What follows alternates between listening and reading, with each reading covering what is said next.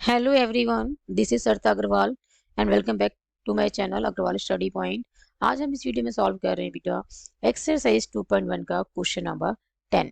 Question number 10 में हमें क्या करना है, फाइंड करना है principal value of the following.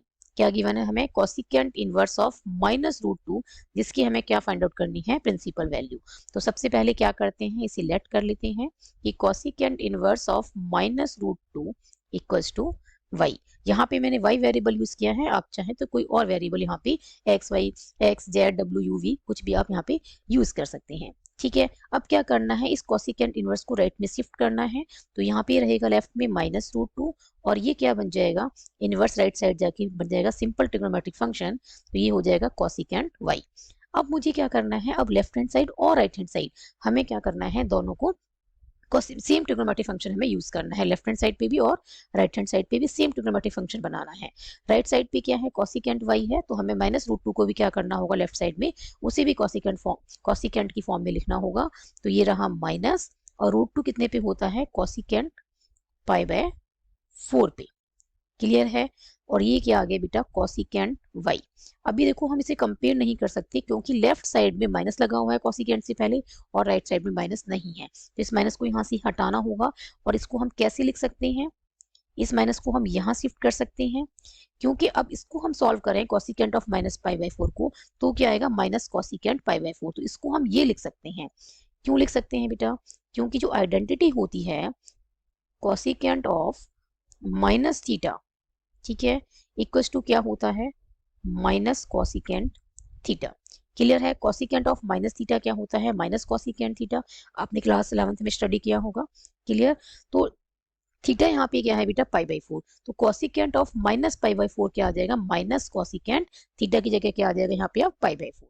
Clear है, तो कोसिकेंट ऑफ -π/4 क्या है, माइनस कोसिकेंट π/4, तो इसको हम ये लिख सकते हैं।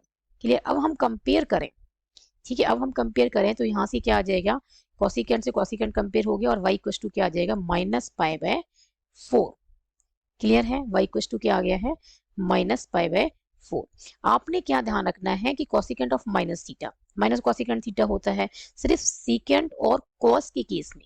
ठीक है, ये क्या होता है, माइनस वैनिश हो जाता है, एक इसमें और एक कॉस के केस में क्या होता है, माइनस वैनिश हो जाता है। सीकेंट ऑफ माइनस थीटा भी सीकेंट थीटा होता है, कॉस ऑफ माइनस थीटा भी कॉस थीटा होता है। क्लियर है, बाकी जो 4 ट्रिग्नोमेट्रिक रेशियोज हैं उनमें माइनस साइन आता है। क्लियर, तो सीकेंट और कॉस के केस में आपको ध्यान रखना है कि माइनस वैनिश हो जाएगा, सीकेंट ऑफ माइनस थीटा हो या कॉस ऑफ माइनस थीटा हो, वहां पे माइनस नहीं आएगा। क्लियर है, तो ये क्या आ जाएगा, y इक्वल टू क्या आ गया यहाँ से, -π/4।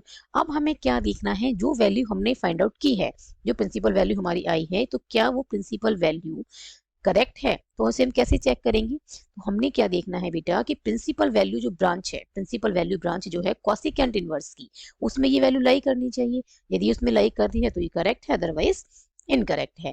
तो -π/4 जो है वो लाई करती है principal value branch of cosecant inverse x में। कैसे करती है, क्योंकि ये लाई कर रही है, क्यों, इसका जो प्रिंसिपल वैल्यू ब्रांच होती है वो होती है closed interval -π/2 to π/2 and -0। Clear है, ये क्या है, this is the principal value branch for cosecant inverse.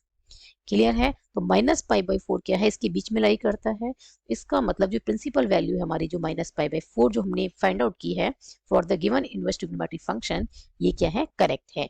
और आप टेबल में देख सकते हैं कि कोसिकेंट इनवर्स जो फंक्शन है उसके लिए जो प्रिंसिपल वैल्यू ब्रांच है बेटा, वो क्या है, क्लोज इंटरवल -π/2 टू π/2 माइनस क्या है, 0।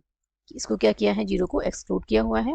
ठीक है, तो आप देख सकते हैं कि -π/4 जो है वो लाई कर रही है बिटवीन -π/2 टू π/2 क्लोज इंटरवल। ठीक है, इस क्लोज इंटरवल में लाई कर रही है। तो प्रिंसिपल वैल्यू यहाँ से क्या आ गई है हमारे पास, principal value of cosecant inverse of -√2 is -π/4। Clear है, आई होप आपको ये सॉल्यूशन अच्छे से समझ में आया होगा। If you have any doubt then write in the comment section. यदि वीडियो पसंद आई हो तो like this video, share this video and subscribe my YouTube channel Agarwal study point.